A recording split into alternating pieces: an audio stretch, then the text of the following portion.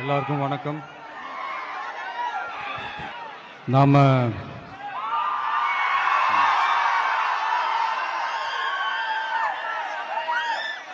நாம அரசியலுக்கு வந்ததிலிருந்தே நம்மளை பற்றி நிறையா சில வதந்திகள் எல்லாமே சொல்லிக்கிட்டு இருக்காங்க இல்லையா.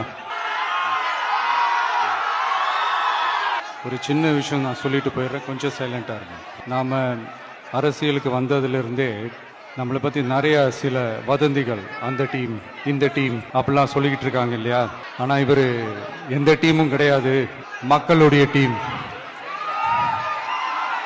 பீப்புள்ஸ் டீம் அப்படின்னு எல்லாருக்கும் தெரிஞ்சதுக்கப்புறம் வேற என்ன அவதூறு பரப்பலாம் இவர் மேலே அப்படின்ட்டு ட்ரை பண்ணி எல்லாமே அவங்களுக்கு ஒர்க் அவுட் ஆகலை.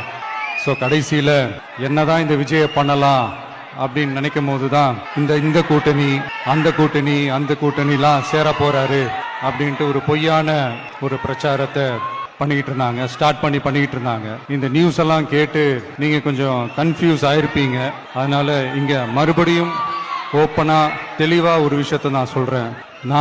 நாங்க எப்பவுமே மதச்சார்பற்ற கொள்கைன்றதுல அந்த ஸ்டாண்ட்லயோ மதச்சார்பற்ற சமூக நீதி என்ற அந்த நிலைப்பாட்டிலையோ எப்பவுமே சமரசம் வச்சுக்கவே மாட்டோம்.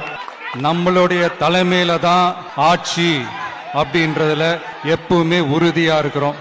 நம்மளுடைய முதல் மாநாட்டில் கூட நான் சொன்ன மாதிரி அரசியல்ல யாருக்காகவும் எதுக்காகவும் எந்த விதமான ஒரு சமரசமும் நாம வச்சுக்க போறதே எல்லாம் அந்த பேச்சுவார்த்தையே கிடையாது, சரிங்களா?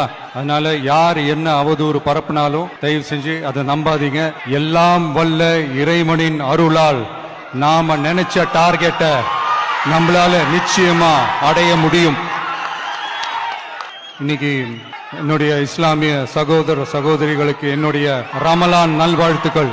கான்பிடண்டா இருங்க, நல்லதே நடக்கும், வெற்றி நிச்சயம்.